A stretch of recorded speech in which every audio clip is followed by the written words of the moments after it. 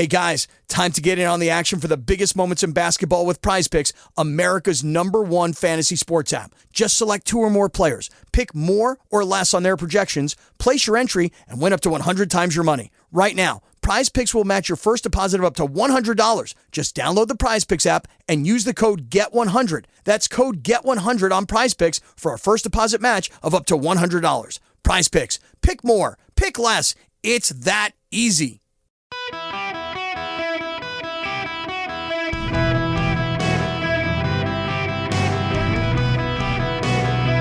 Welcome to the Eric Erickson Show Podcast, Hour 3. Hello and welcome. It is Eric Erickson here across the nation. The phone number, should you wish to be on the program, 877-973-7425. You are allowed, should you wish, to call. You can follow me on social media, get my email, get the podcast, all that by texting Eric, E-R-I-C-K, to 33777. By the way, I was notified that the cinnamon roll recipe did not actually transmit yesterday. I got to figure out what went on there. I will get it for you as soon as I get off the show. Push out so you can do it this weekend. So I gotta. There are several things I got to talk about, and some of them I forgot I was having Josh on, and so I put stuff off. But let me talk about this subject real quick. We can call this a hodgepodge or something with some of the stuff, but I wanted to talk about this the other day, and I didn't get there, and I need to. The Trump Organization issue. If you haven't heard, I assume you have, a Manhattan jury found 2 Trump Organization companies guilty on multiple charges of tax fraud and falsifying business records. A 15-year scheme to defraud tax authorities by failing to report and pay taxes on compensation for trust top executives. It was the Trump Corporation and Trump Payroll Corporation found guilty. Donald Trump wasn't charged. Neither were any members of his family.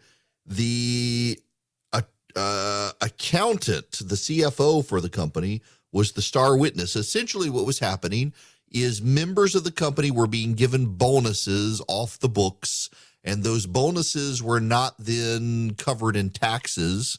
So it was tax fraud. They were getting cars or school tuitions paid and things like that, and taxes weren't being paid as a taxable benefit. So, for example, I every year give my employees of my company bonuses, and it goes in their payroll.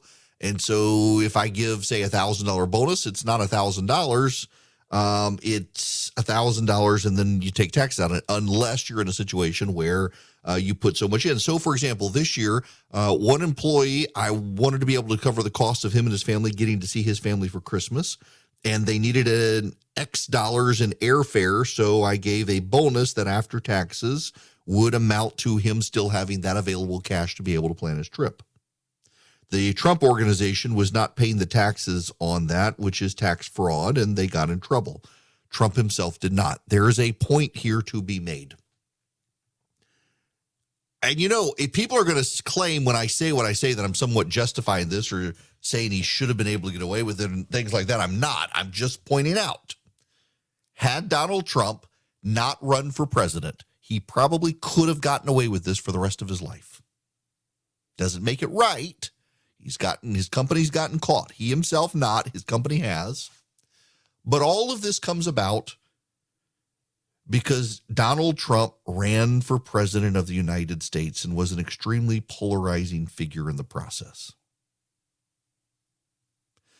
Part of it, if we're honest, and a lot of people can't be, part of it, if we are honest, is because it was Donald Trump who won. It doesn't matter if January 6th happened or not. A lot of the people who came after Donald Trump came after him before that. They now retroactively say, well, January 6th is what caused us to want to do this, but they were starting these investigations before then. Donald Trump beat the machine. And the machine has struck back.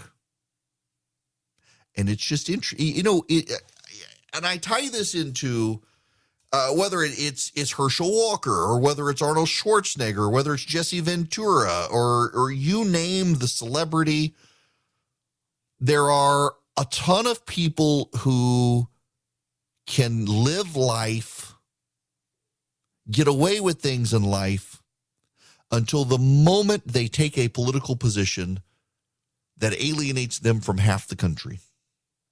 And then there's hell to pay for that person. And in particular, if they take a position that is of the right, it's not just that they alienate half the country, it's that they alienate the culturally influential half of the country that can move heaven and earth to destroy that person. Not justifying what Trump did or what his organization did. They broke the law. A jury has found them, and based on the evidence, and by the way, the CFO of the company admitting it, yes, they were breaking the law. But they could have gotten away with it. Had he not run for office, had he died a celebrity TV star who was known for firing people on camera, all of this would have been forgiven and forgotten, and he could have hung out on the cocktail circuit with these people, and they would have loved him. But instead, he beat Hillary Clinton and did so from the right and realigned policy against them. And frankly, if we are deeply honest about it, his administration was not that far off a regular Republican's administration. And in fact, in some cases, might not have been as effective as a run-of-the-mill Republican organization, or presidential administration, but was still pretty effective. And they hate him for it because of who he is. An outsider of poor character who rubbed their noses in the fact that they were no better than he was. I mean, I keep going back to, and I mentioned before, that Dave Chappelle stand-up routine from Saturday Night Live a few weeks ago, where he said the most remarkable thing about Donald Trump is that, in Chappelle's words, he was an honest liar. He stood on stage when Hillary Clinton talked about how good and virtuous things were and says, nope, the system's rigged. I am rich because I played a part of the system. And you want me to pay my taxes, but your tax code is arranged so that your friends don't have to pay taxes. And I'm not going to pay my taxes either because you don't want your friends to pay taxes and you're not going to fix the system. And we all know it's so, and he dared to say so. He said the most audaciously true things while also taking advantage of the system. Part of the other bit of that was Chappelle saying, essentially he would come outside and say, yeah, in the House right now, there's cheating going on. I want y'all to know the cheating is going on. They've rigged the deck against you, the American people. And now, if you'll excuse me, I got to go back inside and participate in it. And people liked the fact he was willing to admit that what we all suspected was going on. But the political machine of Washington could not abide an outsider like Donald Trump winning, even if the policies he gave us as president were pretty run-of-the-mill for a Republican president. He was still polarizing in personal ways. They did not like having their nose rubbed in it on either side of the aisle, and they're out to get him. And particularly the Democrats are out to get him. And because of January 6th, even more so. I have a belief, I have a theory. It is unfalsifiable because it can never be tested. I have a theory that had Donald Trump come out after January 6th and all of that and said, you know what? I'm done. I'm going to retire at Mar-a-Lago. You Republicans let me down. You didn't fight for me. I'm no longer going to fight for you. I'm going to retire to Mar-a-Lago. Come see me if you love me. Everything would have gone away. If they didn't think you were still a threat to the system, the Democrats would have left him alone. But instead, dollar by dollar, brick by brick, piece by piece, they intend to destroy Donald Trump. And now they have a new reason to continue the hounding of Donald Trump, because they know there's a sizable portion of the Republican Party that will circle the wagons and defend him to the grave and will back him at all costs in defense to a man who is loyal to them. And you can't blame the loyalty of those who feel Donald Trump was loyal to them. But the Democrats realize that that could keep the Republican Party fractured in such a way that they can't move to someone new. And so now with gusto, with fire in their belly, with a renewed invigoration of hounding Donald Trump, they will pursue him at all costs in every direction possible to keep a portion of the Republican Party feeling sorry for him or in need of defending him so that the GOP itself stays fractured. They've got a political reason now to do it. In the past, they were mad at him. They feared him. They thought he really was toxic to democracy. And now they're thinking, you know what? Every time we attack him, the Republican Party circles the wagons around him. It's very clear now that voters have moved on from him. So if we can keep the Republican Party stuck on Trump, we can keep voters stopped from voting for Trump like candidates. We can win. It's all become very political now. And it's smart politics, frankly. I mean, we just got through an election cycle that should have been a banner year for the GOP. No president of Joe Biden's popularity has ever won an election like Joe Biden. And since 1932, when Franklin Roosevelt was president, no president has seen the Senate held. Joe Biden and FDR are the only two presidents who have managed to hold all of the Senate seats that were up for an election in a midterm. Even Donald Trump didn't do that. George W. Bush didn't do that in 2002, even as he made good gains. This is a first for a sitting president since FDR. And a lot of Republicans voted Democrat because they couldn't tolerate the Republican candidates. And a lot of Republicans chose to stay home. Yes, in fact, in Georgia, there were a lot of Republicans who voted for Raphael Warnock, but there were a whole lot of Republicans who refused to vote at all. They weren't going to vote for Herschel Walker, and they sure as hell weren't going to vote for Raphael Warnock. So they set it up. And that's fine. That helps the Democrats. But I don't know. I don't even know what adjective I'm looking for here or what word I'm looking for. I don't know that I feel sorry for him. Is it empathy? Is it sympathy? Is it what? That had the man not run for president, none of this would have happened. His company was breaking the law, a jury says. His CFO was the star witness admitting that they were doing these sorts of things. No one would have ever known had he not run for president. He exposed himself, made himself vulnerable, beat the machine, and there's always hell to pay when you beat the machine. They have come for him. And I don't know that they'll get him, but they don't have to get him. They can get all the stuff around him, and that'll hurt him. It's just, it is a remarkable story that one day, 100, 200 years from now, I think historians are going to be deeply fascinated by. This guy ran for president who no one thought could win. He won. He beat them at their own game. And so they decided to pursue him to the ends of the earth to make sure he could never do it again. Rightly or wrongly, it doesn't matter. In this particular instance, it really doesn't matter. The tale of this, the story of this, is that Donald Trump ran for office, beat them at their own game, and they decided they had to destroy him because of it. They suspected there was something wrong, and they dug until they found it, so he could never run again. It doesn't justify what he did. I make no excuses for any crimes that might have been committed. But I also think, had he been a regular rote Republican politician who got all the policies Donald Trump got enacted, and by the way, there are a lot of Republicans who would have done the things Trump did. It's a myth to say he was the only one. No. There were others who would have. There were others who could have. There were others who would have taken the same policies and put them in place. But because it was Trump and not them, they got beat by a celebrity. And don't you know the celebrities are supposed to be on their side? It's just like how the left is turned on Facebook, Meta. Because Mark Zuckerberg is a billionaire Silicon Valley guy. He's supposed to be one of them. And because he's not, Facebook Meta must be destroyed. Because Donald Trump is a celebrity who is made famous on NBC television, he's supposed to be one of theirs. And because he's not, he's got to be destroyed. This is the celebrity equivalent of what they do to black candidates who are Republicans. Black voters and candidates are supposed to be Democrats, and when they're not, the Democrats will stop at nothing to destroy them more savagely than any run-of-the-mill white Republican politician. Donald Trump, he's a celebrity. That means he's a Democrat. And when he's not, they do this. They got to destroy him. Chris Pratt of Guardians of the Galaxy is a Christian. He's open about his faith. So they suspect he's one of us.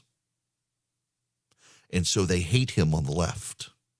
He's never come out and taken strong political stands except for the mayor of Los Angeles that a ton of celebrities were backing. But they suspect because he's open about his faith, he's got to be one of us. And so the Hollywood circuit and all, they really genuinely despise him because of it. You're not allowed to be a conservative celebrity without being marginalized. And Donald Trump was.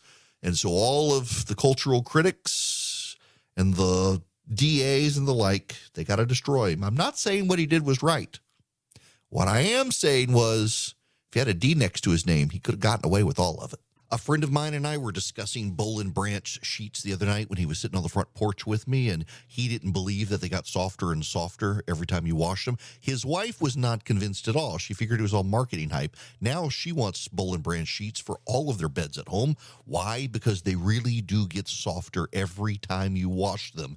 They're free of toxins, pesticides, harsh chemicals at every step of the process. They're the finest 100% organic cotton on earth. They're made by artisans who earn the pay and the respect they deserve. And right now, you can bring home a better night's sleep this holiday season with Boll and Branch bedding. Their signature sheets even come wrapped and ready in a beautiful holiday gift box. It's going to look good. It's going to feel great. For a limited time, get 20% off your first set of sheets and free shipping when you use promo code ERIC at bollandbranch.com. That's Boll and Branch, BOLLAND branch.com. Promo code is ERIC, ERICK at bollandbranch.com. Hello there. Welcome. It's Eric Erickson here. The phone number 877-973-7425. I want to go to Roger. Roger, welcome to the show. How are you? Doing great. Very blessed. Glad I could get past your call screener and talk to you. Concerning Christmas, our holy day.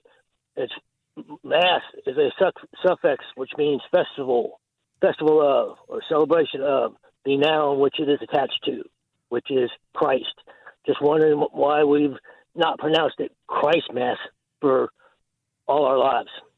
The left has been trying to take Christ out of Christmas for years, and this is something the Holy Spirit showed me like 10 years ago. Well, so the reason actually has to do with where it comes from and the phraseology from Christ in Germany as opposed to Christ in the pronunciation into English. From the way the Germanic languages would say it. I get your point. It's a mass for Christ, Christ's mass, a shortened form of it. But given that English is derived from Germanic languages and it's Christ there, it becomes, if you really wanted it, it would be Noelmas. But we're that gets very complicated, does it not? So we stick with Christmas. If you want to say Christmas, God bless you. But I'll stick with Christmas. In the same way we don't say Christians, we say Christians. We'll say Christmas. Now, I will tell you that, as I mentioned the other day, there are a lot of people out there who think that Christmas is on December 25th because of the celebrations of the Roman pagans. And actually, there's pretty good evidence that Christmas on December 25th was set 9 months after March 25th, because March 25th had been by Tertullian the setting of Jesus's conception date and death date. The early Christians carried over some of Jewish mystical ideas that a prophet was born or conceived and died on the same day. So if Jesus was conceived with Mary and the Holy Spirit on March 25th, that's the day he died. So you find the day he died, you find the conception date, you go forward 9 months, well, you land on December 25th. That was seems to be actually more why. And then the Romans took Sol Invictus, the Feast of the Unconquered Sun. Christians were referring to him as the Son of God, and they planted it during Aurelian's tenure as emperor on December 25th and said, see, that's who the Christians are paying attention to. That's who they're worshiping. It's our pagan God. He's not actually the Jewish God. And, well, that didn't go over so well. Now, when we come back, let's talk about the trust in government collapsing around us. There are a number of stories out there, including the FTX stuff, the shooting in Colorado, a cartel hitman who's gone missing in Florida, the election stuff. We are headed towards a national crisis in trust of government. Everything around us falling, failing, collapsing. It's something to think about. I'll take your phone calls as well. 877-973-7425 should you wish to be a part of the program. Americans for Prosperity plays to win. That matters a lot to me. I know a lot of DC-based organizations that just want to pass paper around to other Beltway insiders or claim they speak for everyday Americans without ever having to leave Washington, D.C. Americans for Prosperity is different. They're not a think tank. They're grassroots do tank. Americans for Prosperity is a one-of-a-kind, freedom-oriented, limited government advocacy and accountability organization that actually takes action to expand opportunity for all Americans and defend your freedom of speech.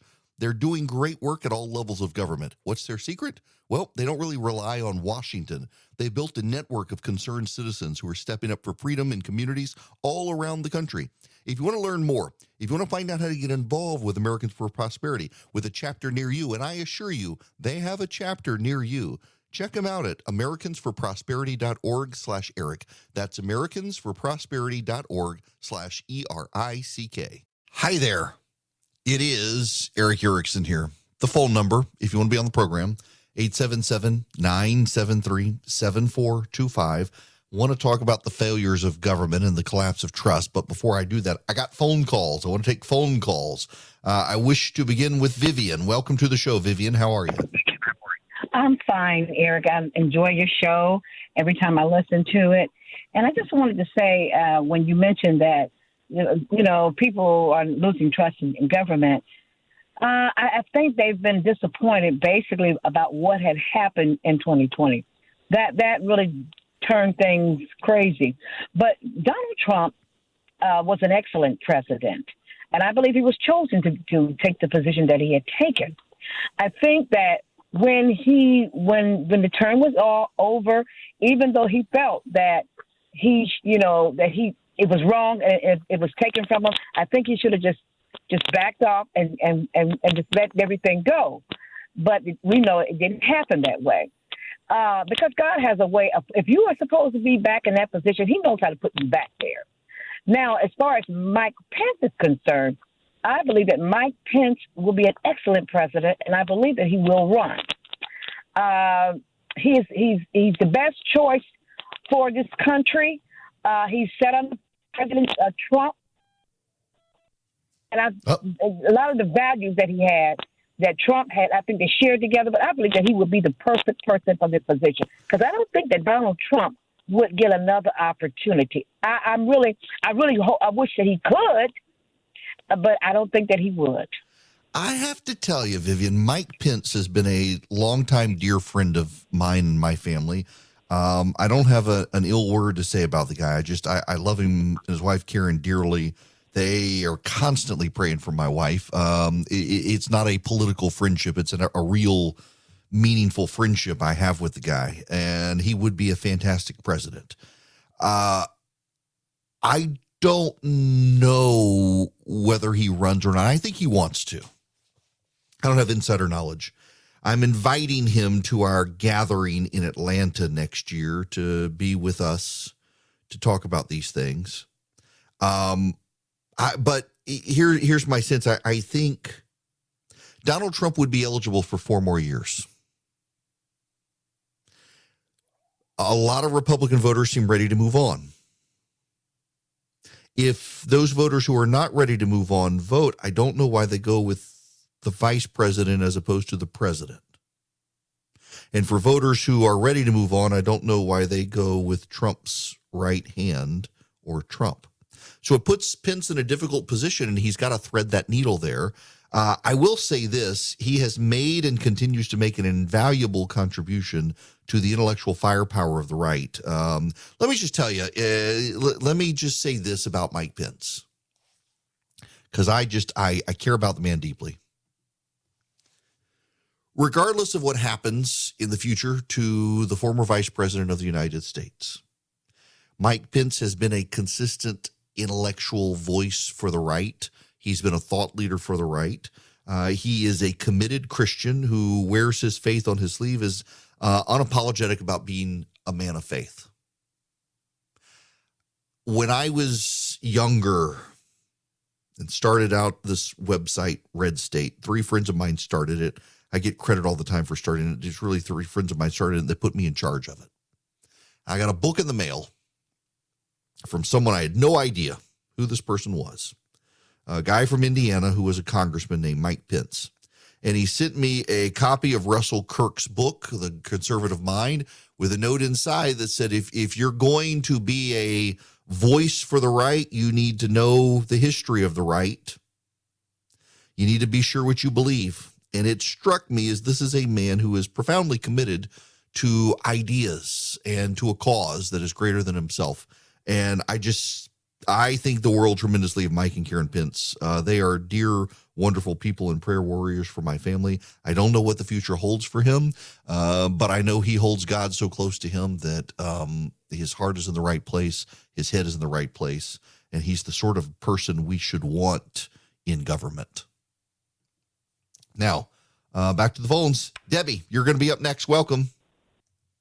Hey there, Eric. I want to tell you I enjoy your show. I read your emails faithfully all day long and send them to family and friends. Thank you. But I just want to talk briefly about the hearings. And if I'm wrong, I apologize. But, you know, I kind of got the impression that you didn't think the House should really go into any investigations with the committees on the laptop and the Biden so-called crime family. And I'm a junkie on these hearings, you know, going back to Bill Clinton and Clarence Thomas and Kavanaugh. I like to get my information firsthand, and I think it's important, and it'll restore a lot of faith in the system if we could actually see things play out and not turn the other cheek and let the FBI and the DOJ handle these things, because they haven't done a really good job of it up to this time. Well, they definitely have not done a good job. So here's my thinking, and I think because of my hostility to how they handled it, people interpreted it as I was opposed altogether. I'm not opposed altogether to them investigating Hunter Biden's laptop. What I was deeply opposed to was them announcing it as their very first investigation after not having the election go the way they wanted, and the American people signaling very clearly in how they voted that they want adults in the room ready to move forward, doing as your first announced investigation, we're going to investigate the Biden crime family. When we've got an economy in disarray, gas prices all over the place, the world at war in Ukraine and all of that, and the border situation, it wasn't a good signal to send that we're going to enter a new era of revenge politics as opposed to cleaning up. If you want to investigate it, but like announce it as like the second or the third hearing. Their second hearing that they announced was they're going to investigate what happened at the border. Their third investigation now is going to be Biden and environmentalist collusion on energy. They probably should have put those two first. But I also think there's a way to handle it that scores maximum points from what they did. If they do it as your words were the Biden crime family thing, or Biden crime family, which I love the phrasing there, it looks like it is revenge politics, and there will be a number of Americans just because of the way their disposition is. It will look off-putting to them. It will look revenge to them. However, they can do the same investigation with the same information and the same targets of the information, but instead say, we're investigating how it was members of the national security community decided the Biden laptop was Russian disinformation. How is it all of them so quickly arrived at the same conclusion that we now know is not false?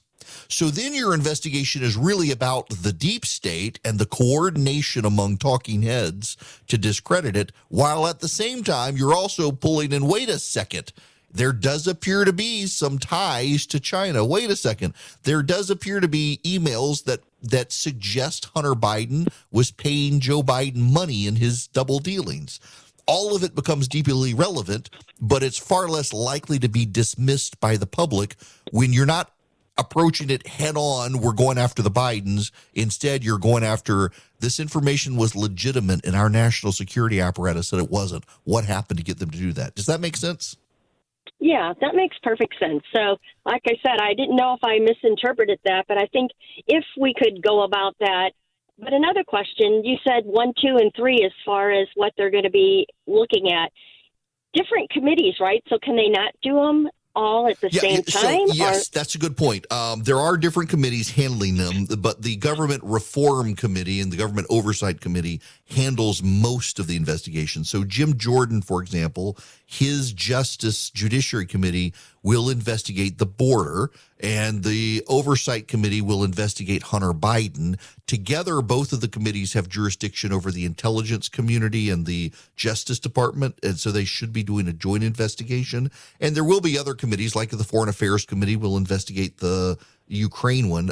My position, though, is when your banner headline after the election is Republicans decide to investigate Joe Biden, as opposed to Republicans decide to investigate where all the money went in Ukraine, you're distracting the American people the day after the election, as opposed to saying, oh, we actually have some serious people here who aren't just going to do the same thing the Democrats did. I think they handled the message badly. And again, I don't care if they want to investigate the Biden family. I'm kind of curious about some of the statements in the email from Hunter Biden about his dad. But I think you immediately cause a significant portion of the American public to tune it out by making it look like revenge politics, as opposed to dealing with it by another angle that makes it seem far more legit and not just based on petty politics of revenge. Now, let's get to government trust.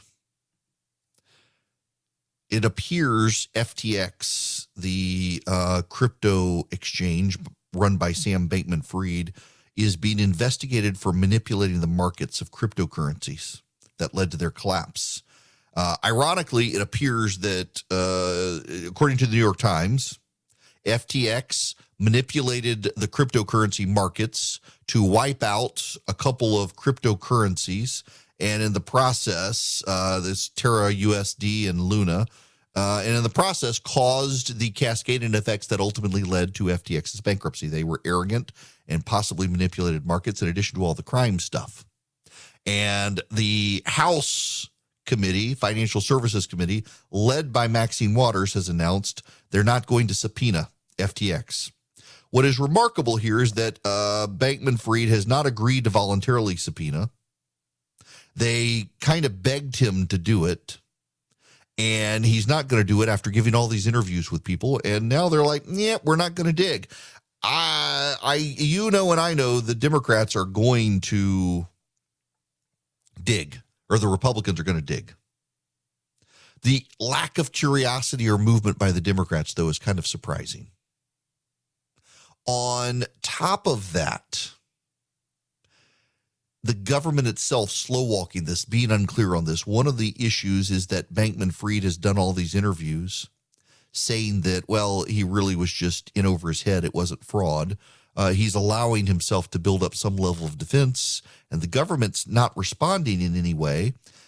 And we kind of need the government to come out and say, yeah, we actually are looking into this, because people really do think at this point that he's being given a pass because he was such a financial donor to Democratic causes, and the government needs to be clear on this. But there's more related to trust of government, and this one caught my eye. Anderson Lee Aldrich is the shooter at the gay club in Colorado Springs. It turns out in June of 2021, he committed an incident that should have prevented him from being able to buy guns. And it slipped through the cracks. Just like the Texas church shooter who had been dishonorably discharged from the Air Force, and the Air Force never updated the national database, so he was able to buy a gun even though he should have failed the background check. I want to read this for you. Let me just read you. This is from the Associated Press. Anderson Lee Aldrich loaded bullets into a Glock pistol and chugged vodka, ominously warning frightened grandparents not to stand in the way of an elaborate plan to stockpile guns, ammo, and body armor, and a homemade bomb to become the next mass killer. "You guys die today, and I'm taking you with me," they quoted Aldrich as saying. "I'm loaded and ready." So began a day of terror Aldrich unleashed in June of 2021 that, according to sealed law enforcement documents verified by the Associated Press, brought a SWAT team and the bomb squad to a normally quiet Colorado Springs neighborhood, forced the grandparents to flee for their lives, and prompted the evacuation of 10 nearby homes to escape a possible bomb blast. It culminated in a standoff that the then 21-year-old live streamed on Facebook, showing Aldrich in tactical gear inside the mother's home and threatening officers outside, "If they breach, blow it to holy hell," before finally surrendering. But charges against Aldrich for the actions that day were dropped for reasons the district attorney has refused to explain, due to the case being sealed. And there was no record showing guns were seized under Colorado's red flag law, with similarly no explanation from the sheriff. How was this guy able to buy an AR-15 to go into Club Q and kill 5 people and wound 17, given the story? How did it happen? These sorts of stories are not stories to advocate for gun control. They're stories to advocate cleaning up government. They're stories that necessarily need to clean up government. Somebody got to do something to fix our government. People are losing trust in it. And this is another reminder that the government is not going to come save you. You need to be able to save yourself. You need to be able to defend yourself, and more gun control will prevent you from doing that when we have people like this who slip through the radar because of government incompetence. Again, it's not a story. This is not a story about needing gun control. This is a story about someone who should not have been able to buy a gun given the circumstances, and now there's some cover-up ensuing, so we don't really know why there was a screw-up that allowed him to do this. Keep that in mind the next time someone tells you the government can help you. One group that can help you is Patriot Mobile. They can give you good discount cell service, great price, great service, guaranteed coverage on the same cell towers everyone else uses, and then take a portion of their profits and give it to the conservative causes you care about. Whether it's the Second Amendment, whether it's the pro-life movement, whether it's conservative candidates fighting woke school board members, Patriot Mobile can help you. What you do is you go to patriotmobile.com/ERICK, patriotmobile.com/Eric. You can click on their coverage map and see all the way down to your house how strong the signal is. They got 5G, they got data, they got voice. They can even take your existing cell phone number and port it over to them. It is patriotmobile.com/Eric. You can also call them 972-PATRIOT. They got 100% U.S.-based customer service. Tell them I sent you. You get free activation. They have incredible discounts. They're a great company. patriotmobile.com/Eric or 972-PATRIOT. I'm actually in the recipe site right now fixing the cinnamon roll recipe. It should have gone out. Looks like I forgot to check some boxes that needed to be checked. So I'm going to push out here very shortly the cinnamon roll recipe. It's not a hard recipe if you pay attention to the directions. Listen, I did it. I know how to cook, but it's because I know how to follow directions. And if you follow the directions, it's a really great recipe. People love them when they make them. It becomes a family tradition, kind of like my gravy. So if you want it, text recipe to 33777. Not recipes, plural, just recipe. And I will push this out here in a few minutes when I can check the boxes and get everything done. Really what you do is you make a sweet dough recipe, and you let it rise overnight, and then the next morning you just roll it out, put the cinnamon sugar on, roll it up, let them rise a little bit after you've cut them in the oven, and you bake them, and they are incredible. What I want to try, a friend of mine suggested I try it with brown sugar and a little cocoa powder, and I might experiment with that. And then another friend of mine told me I should use Nutella, but I'm not crazy about Nutella. I'm not a big hazelnut guy. It's fine, but I'd rather chocolate, like real chocolate. So we'll see. We'll try. experiment time over Christmas. How about that as I come back for some recipes? Okay, I am out of time. Tomorrow, obviously, it'll be a free-for-all tomorrow on the phone show. All about more stuff. Josh Youssef is going to join me again to talk about Southeast Asia. They got some cool projects going on there. If you're interested in helping help the persecuted, you can text the word donate to 33777 and help persecuted people of faith around the world, particularly persecuted Christians in the Middle East. And you guys have a great rest of the day. I will talk to you tomorrow. With Lucky Land Slots, you can get lucky just about anywhere. Dearly beloved, we are gathered here today to... Has anyone seen the bride and groom? Sorry, we're here. We were getting lucky in the limo and we lost track of time. No, Lucky Land Casino, with cash prizes that add up quicker than a guest registry. In that case, I pronounce you lucky. Play for free at LuckyLandSlots.com. Daily bonuses are waiting. No purchase necessary. Void where prohibited by law. 18+. Terms and conditions apply. See website for details.